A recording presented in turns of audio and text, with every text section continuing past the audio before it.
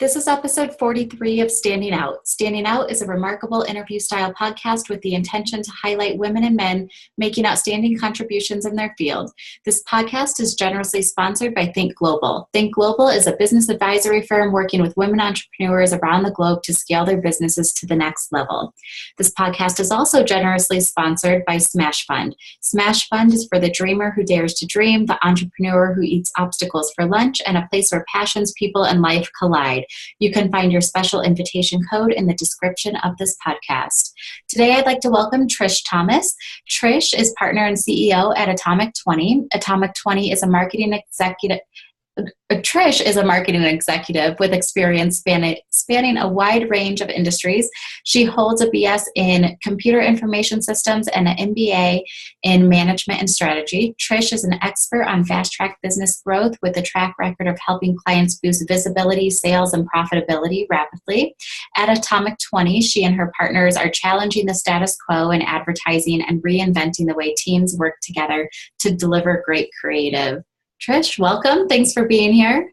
Thanks so much, Katrina. Glad to be here. Yeah, I'd love to dig into the business model of Atomic20 because I think this is such a unique thing, sort of in the digital age where I feel like more and more companies are understanding the value of marketing. And I think you have really set out to disrupt sort of that agency of record model. So fill us in on what you're doing with that. Absolutely. So Atomic20 is essentially a full-service marketing and advertising agency built on a best-in-class creative community. So as opposed to having creatives and developers and copywriters and all of those folks on staff, we actually have a talent pool of about 350 individuals and small shops that we're continually pulling on and off of projects. So it gives us a huge amount of flexibility. We have a lean staff. Everybody who's actually managing accounts, money, client relationships is an employee. But, we have a bench that's the size of a much larger agency than we are. And that allows us immense flexibility in giving our clients what they need in terms of diverse capabilities, also very specific industry expertise or specialization. And it also lets us just respond with a great deal of speed, deliver great value. Our overhead's low. So it's solved a lot of those endemic problems in the advertising industry that we're seeing right now, as you mentioned, with the big AOR contracts going away in favor of more fixed fee projects. And how did you get to that point, knowing that there was like an existing model, an existing process for marketing and vendor relationships on that side? Like, what sparked this idea for you? It was actually a bit of an accident, and sometimes as so many things are, right? So my partners, Jeff and Toby, who actually founded Atomic20, started the first co-working space in Boulder simply because they were doing marketing strategy and consulting out of their homes. They wanted a cool office space downtown, and it's quite expensive. So they looked at this hot new co-working trend that was hitting the coast. This was 6 years ago. And they founded Scrib, the first co-working space in Boulder, and set Atomic20 down in the middle of it with separate entities. And what they never realized was the power of having this group of gifted people that they got to know personally, literally sitting right outside of their door. And so as Atomic20 took on bigger and bigger projects, they never staffed up. They leveraged the network around them. And of course, a light bulb went on a couple of years into this, and they realized that they were onto something and that it was actually a business model. Oh, that's so interesting. That co-working space concept, I feel like, has disrupted a lot of just industries in general. Like, I'll notice in the Denver market, sometimes when I go to co-working spaces, it's very like, this co-working space is for mission-driven companies, and every company there has that lens of how can we give back, or this one is more in like the green and organic, natural sort of space. And I think that's it. I think it just really speaks to the level, the value of collaboration, and being around people with similar ideas as you. Yeah, definitely. It's been interesting for us to, a lot of co-working spaces, there's natural collaboration that goes on just simply because people are in proximity to each other. Our situation is a little bit different because we're very proactively trying to bring people into the space in a mix and at a capability level that we're going to be able to utilize them on projects. And so they actually work together on Atomic20 projects quite frequently. And so it's given us an interesting dynamic, and it's pulled kind of a diverse crew into our space, that we're actually able to use on projects. So it's a, you walk in and it has that buzz of productivity and people working together, and it feels a lot like a traditional agency, if you walked in, because of everybody's close. Yeah, no, it's really awesome, and definitely has a vibe and a buzz going for it. Yeah. What would you say? So when I'm looking at your bio, you're an expert on fast track business growth.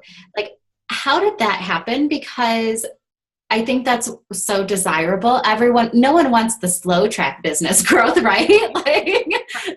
So how does that happen? Like, what helped you, or what did you do that really put you in that space of, hey, we can grow fast track? Sure. Well, years ago when I was working for other people, I realized pretty quickly that I was a change agent. I'm not good at maintaining, really. After everything's stable and everything's going well, I'm not interested anymore.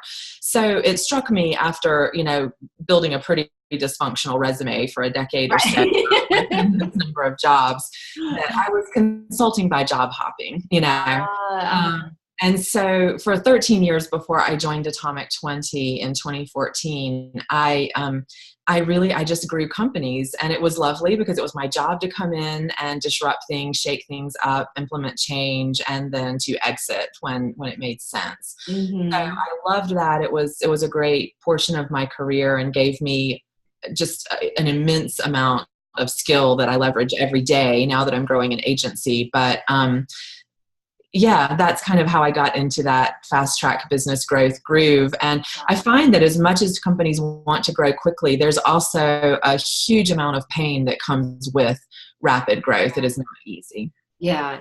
I love that you say your resume was dysfunctional, because I have one where I'm finally at terms with it now. I think I've been in marketing 12 or 13 years.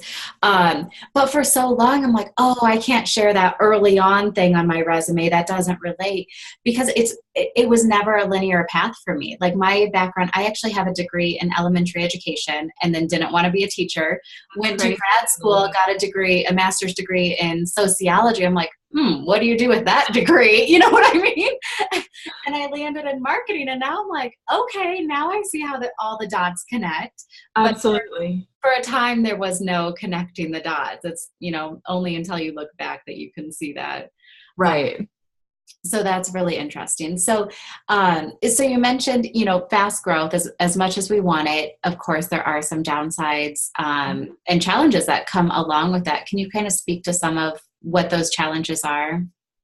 Well, I think that, there are some things that are innately advantages to being small. There's this nimbleness, there's this agility to it. You also deal with cash flow issues, sometimes in staffing and skill issues, but you're largely able to make and implement your own decisions quickly and respond to the marketplace. And as companies scale, especially when they're scaling quickly, things tend to spiral out of their control, which is hard for founders. It's hard to start to delegate control. It's hard to realize that the company starts to take on a culture and a life of its own without you.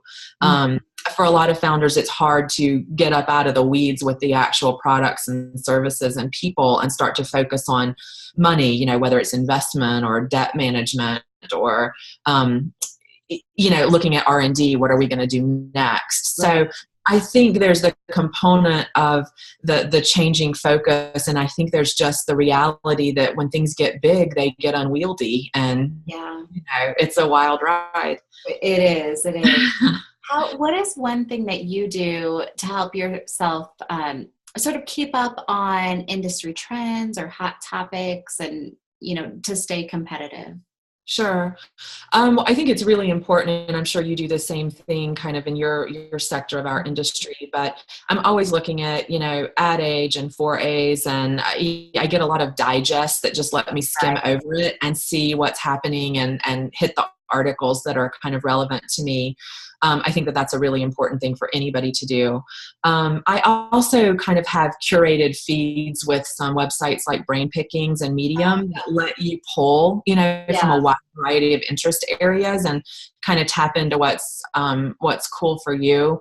So I do that, and I learn an immense amount from other people. I think women in entrepreneurship, we tend to be natural networkers and to click with each other and to share problems and to talk solutions. And I have a great group of girlfriends and mentors, and guys too, that I feel like I can go to and ask advice. And that's immensely important to me. Yeah, I think it's great to have that support network. Because I know, like, early on in my business, and I always share this with people, I didn't even know what the word entrepreneur was until I was like 25, which I'm in my 30s now, but it wasn't that long ago. I'm like, wait, what?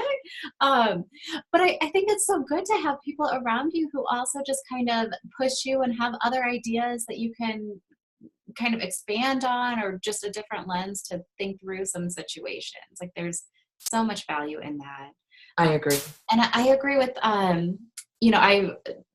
there's so much content out there. I absolutely love the feeds that kind of curate it down into something I can scroll through and see what really piques my interest in that moment. I think that's always a good tip, so we don't get too bogged down too. It is. It'd be great to think we could all read 5 newspapers in a book, on a daily basis, but I would love to sit and just read all day. That would be great, but I don't think I'd get very much done of the actual work. What would you say? Okay, so a lot of entrepreneurs talk about, and small business owners too, talk about this journey being very much like a roller coaster with some really high highs and some really low lows. I'd love to know if you've experienced those lows and what helps you keep your eye on the vision to keep moving forward. Mm-hmm. Absolutely. I mean, I think we all do. I wish that it was a beautiful upward bell curve, but it's just not. And we all have bumps. I think, it helps as you get a few years behind you in business and you realize that you do get over the bumps, where every bump doesn't feel like the start of a long downward slide. And you realize that it's just a moment and it will pass and you'll bounce back. Mm-hmm. And so I think that's helped me have a more steady perspective on the natural highs and lows and cycles of business. And so I would remind any young entrepreneur that, you're never going to be as high as your greatest recent victory all the time. And you're also not the sum of your latest, great defeat. So just don't let yourself be defined by those things. Yes. And I think being grounded in home and family and friends and things like that, and realizing that as pivotal as business is in an entrepreneur's life, that you're a person outside of it,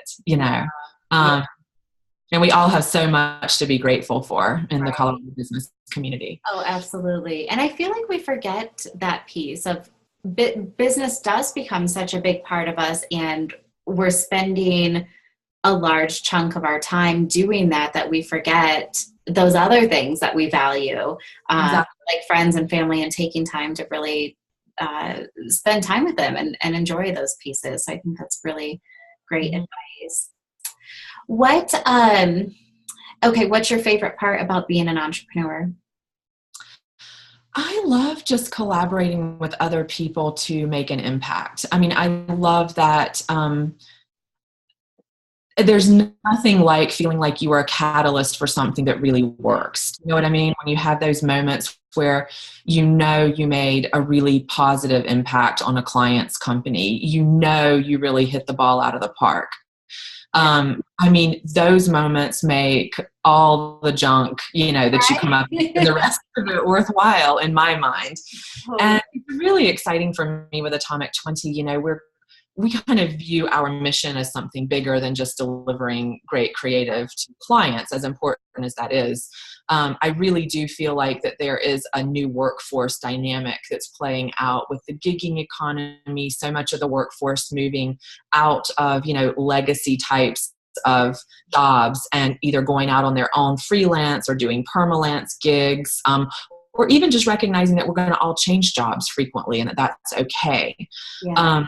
I think that there's such a great opportunity for us to learn to work together in new ways, new ways of assembling people, new ways of tackling complex projects. And I just feel like we're on the leading edge of that. And that excites me every day.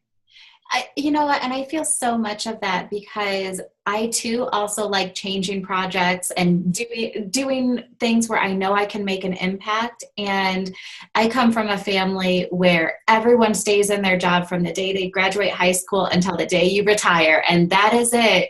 And I remember my stepdad a couple of years ago, so I was a few years into this company, he's like, "What do you do? Like, this is so risky and scary." And I'm like, well, we just work on different projects with, different groups of people. And I think it's fun. And there's a lot of value that comes from having that change and, learning how to work with different people. I think that's great too. And just having your eye on different projects is a great way to I totally agree. Stay competitive too. It's a lot of fun.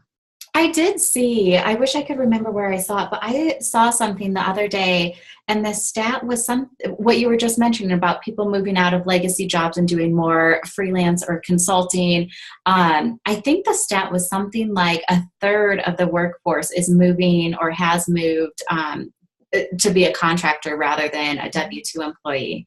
And I thought that was like a staggering number. It's a staggering percentage. And, in Marcom, we're really out in front because we've already reached critical mass. I mean, over 50% of our workforce is already contract. They're already freelance. So I think that what we're experiencing, other industries are going to be following, but we have a chance to really pave the way in how to work together on a kind of opt-in project basis. That's really interesting. Okay, so as we wrap up, the last question I have for you is, what is currently on your radar as an industry expert that you think will, as mainstream or lay people, so to speak, will be talking about in a year or two from now? I mean, we've really been touching on it. I would say in my mind, it is the shift to a gigging economy, as I kind of refer to it, because I think it's a little bit more than simply the transition to freelance. I think it's the recognition that we're kind of all project people now. Right. We're much more transient. We're transient in how we live, but we're also transient in how we work.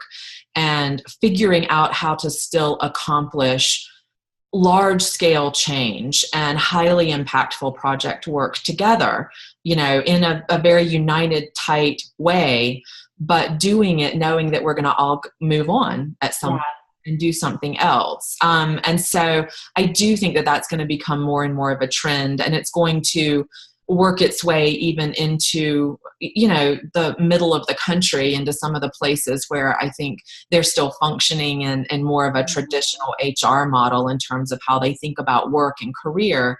I do think that this is going to become a huge movement and a huge shift in our country. Do you think, what do you think the catalyst was for that? Like, in my mind, when I started knowing more about contract work or project-based work, it was around the time that the economy really took a dip in 2008, 2009. It became more on my radar. And then there's also, and I don't know this, I guess this is my opinion, but I'm curious to know what your opinion is. It was kind of a perfect storm with the economic situation, and then also being in this digital age where we all have resources to do what you and I are doing now. Just exactly. Yes, we're not in the same room, but we're talking as if we were. And so I wonder, what do you think? Do you think those two things really helped make the shift? Or I do. I mean, I think technology is enabling us to work in a lot of different ways. It's enabling remote work. It's enabling some different kinds of team dynamics to play out. I do think that the recession was a piece of it. People were forced out on their own because jobs weren't available, and they had to get scrappy, Right. Come up with a new way to support themselves. But I also think that, as much as corporate America may not see this, their willingness to abdicate responsibility for their employees, which I don't even blame them for, as employees, again, got more and more mobile and didn't stay in jobs as long, it got harder and less realistic for huge organizations to be responsible responsible for your education, for your ongoing professional development, for all of your benefits, for your whole retirement plan. But as they stepped back from offering those things, I think people naturally picked up the flag for themselves and said, I'm the master of my destiny. Mm-hmm. And that has fueled this freelance movement, this idea that independence is not a bad thing and you can thrive and not just survive. Yeah, I think that's really insightful. Trish, thank you so much for being here. I appreciate it. You're welcome. It was wonderful. Thanks so much. You're welcome.